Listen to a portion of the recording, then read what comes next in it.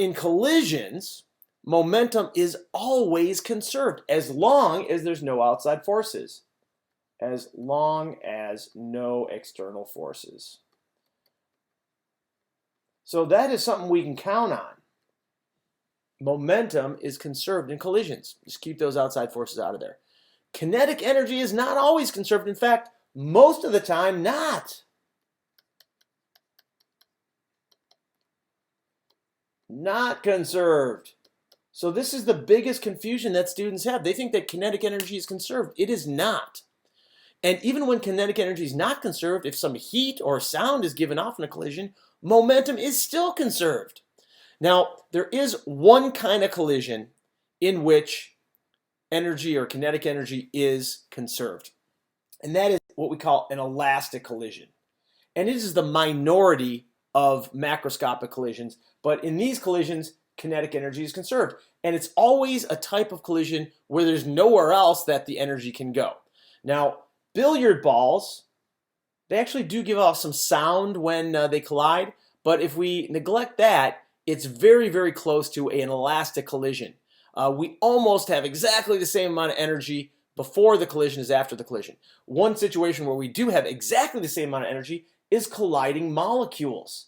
Molecules that hit each other or hit a container wall.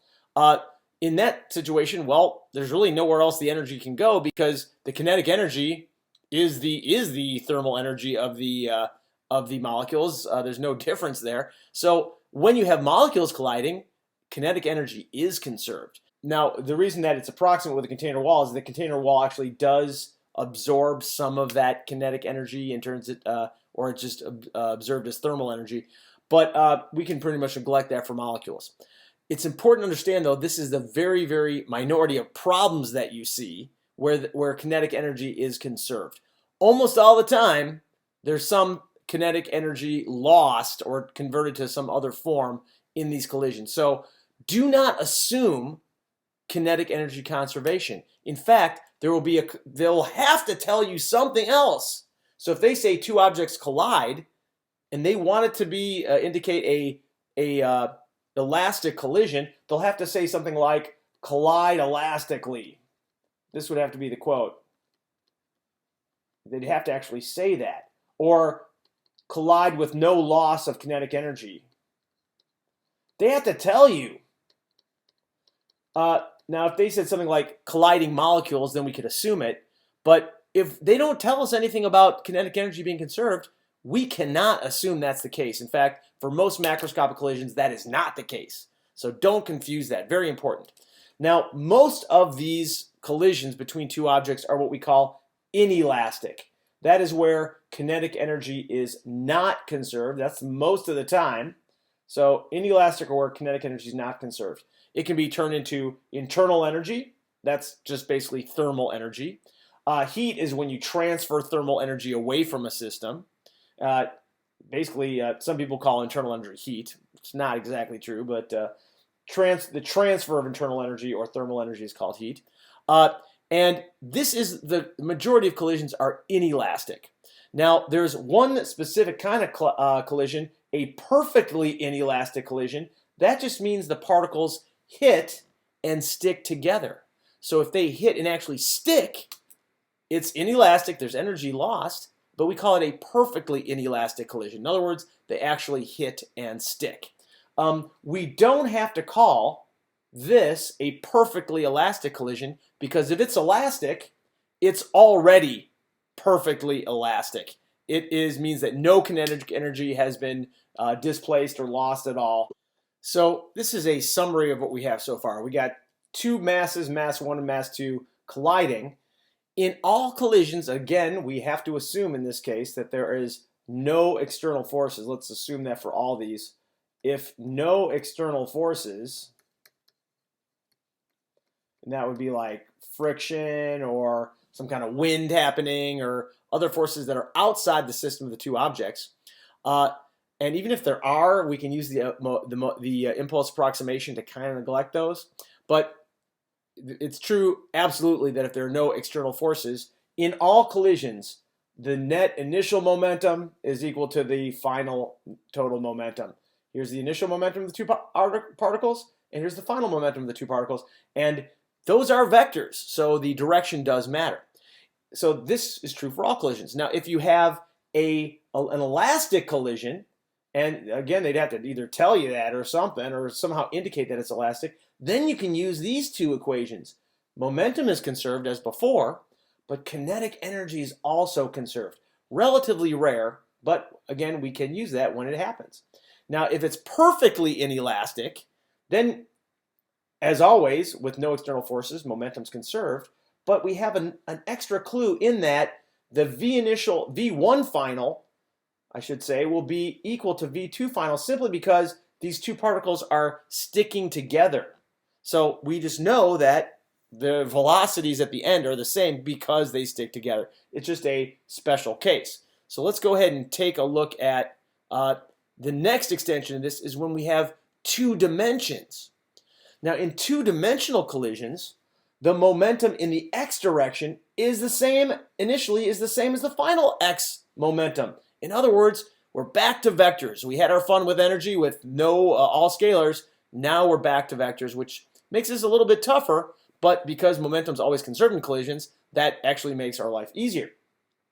In the y direction, our initial y momentum will equal our final y momentum. They are totally independent. And again, if elastic, k initial is equal to k final. Now, how come I didn't say k initial x equals k final x? Well, kinetic energy is a scalar. There are no components for energy. Momentum, yes, it's a vector. Kinetic energy or any kind of energy, no. Now, if there is an elastic collision, we will have to solve several equations. So we try to avoid these if possible because they tend to be very difficult mathematically, but often doable. There's actually one more type of so-called collision that we do need to discuss, and that is an explosion. An explosion could be something as simple as two masses with a spring in between them. And typically we'll make it a light spring. When you see something like light spring, you can read that on a test as being massless. That's the only reason they would say that. So a massless spring, and the two objects are squeezed together, and then they're released and they get pushed apart. Now, in this situation, as always, if there's no external forces, momentum's conserved. Now, you might say, well, isn't this spring somewhat of an external force? It's not either of the masses. Well, you can solve that conceptual confusion just by attaching the spring to one of the objects. It's not necessary to do that, but it'll help you understand it if you just attach a spring there, and then this becomes one of the objects, the mass 2 with the spring, and the other object is M1, and you can see that whatever the force of M2 on M1 due to the spring, that'll be the same force of M1 on M2. So Newton's third law still applies, hence momentum is still conserved as long as there's no outside forces. So when we deal with an issue like this, typically they start at rest, not always, but a lot of times they'll start at rest. So we know the total momentum of this system, no matter how energetic, when it's all over with, the net momentum will still be zero because this starts off with momentum 0 and there's no outside forces, so the final momentum will be 0. The other thing you got to remember, though, is that even though P initial, so P1 initial plus P2 initial will equal P1 final plus P2 final, we also have to deal with the fact that the initial energy plus work non-conservative, which there is none, will equal the final energy. So that goes away in this situation. There's no non-conservative work. So that means that the other equation that we'll have to deal with is 1/2 kx squared, because we've got a spring compressed a distance x that's got a spring constant k, will equal k1 plus k2, and both of those are final. So that's typically how you deal with an explosion. Now, it may not be as simple as that. If you have an actual gunpowder type explosion, we won't know how much energy there was to begin with. Typically, you don't get all the energy out in kinetic energy when there's an explosion. You get a lot of gas moving in all different directions, and it's not easy to account for all that. But with a spring explosion, it's easy to, and you do it just like this. So there's one more really cool trick that unfortunately only works for elastic collisions, but since it's so cool, I felt like I had to show you this. And that's this. If a collision between two objects is elastic, their final relative velocities will be the opposite of their initial relative velocities. This is a really powerful conceptual tool to help check your answers if you're doing an elastic collision. Again, those are pretty rare, but it really helps to make sure it all makes sense. And a way we can describe that mathematically is V2 final minus V1 final. So this is the difference between their velocities, or their relative velocity, is equal to their relative final velocities, is the opposite of their relative initial velocities. So to help clarify this, here is a specific example that we can take a look at. Again, this works for elastic collisions only. So let's say we have a situation like this. We've got a tennis ball going towards a very, very, very massive wall. So I'm going to make the mass of this thing giant. It's giant mass. So it's you could call it an infinite mass to make this problem simpler, or it'd be like a tennis ball hitting the earth, or if this is connected to the earth, you know, by a foundation, so it's kind of acting as something that is the earth, that's connected to the earth. A tennis ball that it has perfect elastic collisions, like a super ball, it doesn't really exist, but let's say we do have a perfectly elastic ball. If its v initial is 2 meters per second, notice the relative velocity, if this wall's at rest, the relative velocity is 2 meters per second. After the collision, it will bounce backwards at negative 2 meters per second. The relative velocity is opposite that of the initial relative velocity. Final relative velocity, opposite that of the initial relative velocity. And we've done this problem with respect to the wall. Now, let's take a look at well, you're saying, well, what if this isn't infinite mass, or it's not connected to the Earth? Well, we have a similar problem here with two objects. So let's look at this problem over here, where we've got two objects, one of mass 1 kilogram and one of mass 3 kilograms. Again, we're assuming no friction, no external forces. But in this problem, V1 initial is 2 meters per second. V2 initial, this thing is at rest, is 0. So they collide, and this problem is actually based on one that I posted from lectures online in this playlist. So you can check that out, and they solve it, and it takes quite a while. It takes at least 10 minutes to solve. But based on the solution to that, let me show you how this trick works, and we can check our answer. So solving both momentum conservation and kinetic energy conservation, we found that if a 1 kilogram object hits a 2 meter at 2 meters per second, hits a 3 kilogram object at rest, they will both bounce. The 1 kilogram object will bounce backwards with a velocity of negative 1 meter per second. Let me go ahead and add those velocity symbols there so we can emphasize that. It'll bounce backwards with a velocity of negative 1 meter per second, and this one will bounce forward with a velocity of 1 meter per second. But let's look at it in terms of their relative velocity.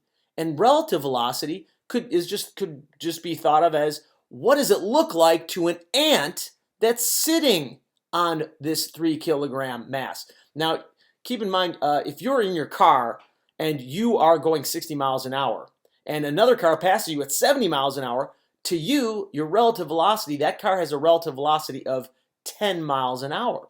It's the difference between the two velocities. Velocity of car 2 is 70, velocity of car 1 is 60. The relative velocity is 10 miles an hour. So let's take a look at this and see if we can figure this out this way. An ant who's sitting on the 3 kilogram ball first sees the 1 kilogram ball moving closer at what velocity? You're sitting here and you think you're at rest, and in fact they are at rest in the observation frame here. But how fast do you see that ball moving towards you? Oh, that's easy. That's 2 meters per second. Here's the slightly trickier part. After the collision, how fast do you see this ball, you're the ant over here still, how fast do you see the ball over here moving away from you? Well, based on the solution, this one is moving negative 1 meter per second, i.e. to the left. This one's moving positive 1 meter per second to the right. When you subtract negative 1 minus 1, you get the relative velocity of negative 2 meters per second. And you can see how that works. even if you're not talking about a collision of a tennis ball on a wall or a tennis ball on the earth, the relative velocities, in other words, just put yourself on one of the objects. What does the situation look like to you? You should see the exact opposite of the initial velocities or the initial relative velocities. After the collision, the velocities should all be, the relative velocity, I should say, will be the opposite. If you're moving closer together at 5 meters per second, when you're all done, no matter what's going on, as long as it's an elastic collision, you'll be moving apart at -5 meters per second. So that's a cool trick to just check your answers.